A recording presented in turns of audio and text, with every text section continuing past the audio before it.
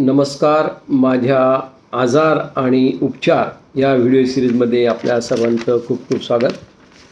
सध्या आपण पावसाळ्यातील आजार याविषयी माहिती करून घेत आहोत.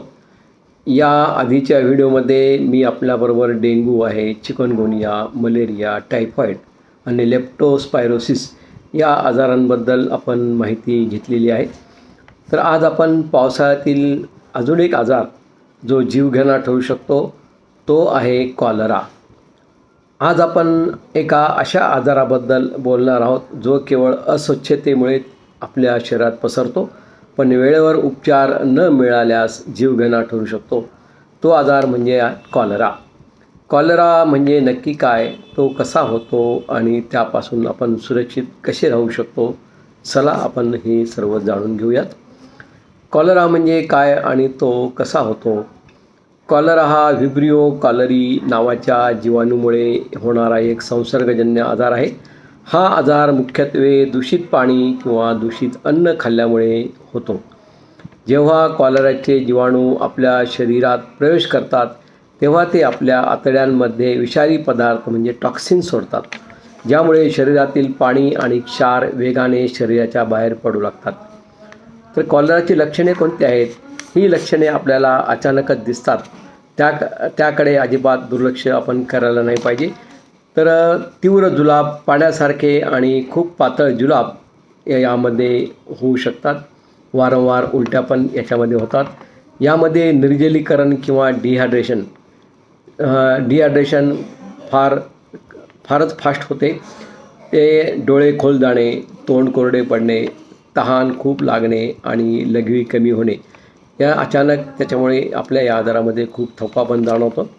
जर तुम्हाला किंवा घरातील कोणाला अशी लक्षणे दिसत असतील तर विलंब न करता त्वरित आपल्या फॅमिली डॉक्टरशी आपण संपर्क साधायला पाहिजे.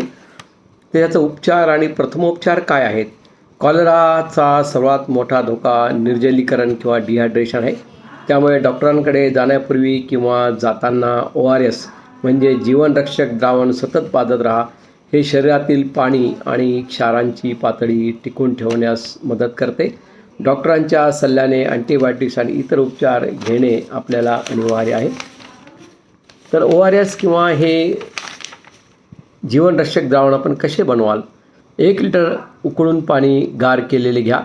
त्यात 6 चमचे साखर आणि अर्धा चमचा मीठ यांचे द्रावण तयार करा. हे आपल्या सर्वांच्या घरात उपलब्ध असलेले डिहायड्रेशन रोखण्यासाठीचे फार छान औषध आहे.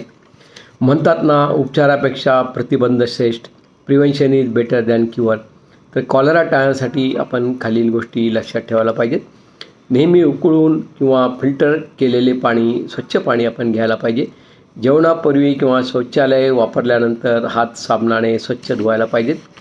उघड्यावरचे किंवा शिळे अन्न आपण खाणे टाळायला पाहिजे. फळे आणि भाज्या स्वच्छ धुवूनच आपण वापरायला पाहिजेत.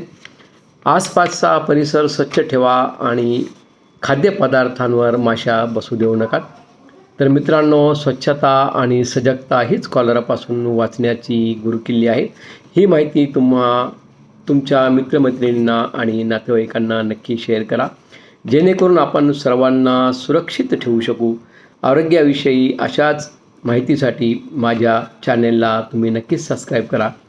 ही माहिती वर्ल्ड हेल्थ ऑर्गनायझेशन आणि आरोग्य विभागाच्या मार्गदर्शक तत्त्वानुसार आधारित आहे. खूप खूप धन्यवाद.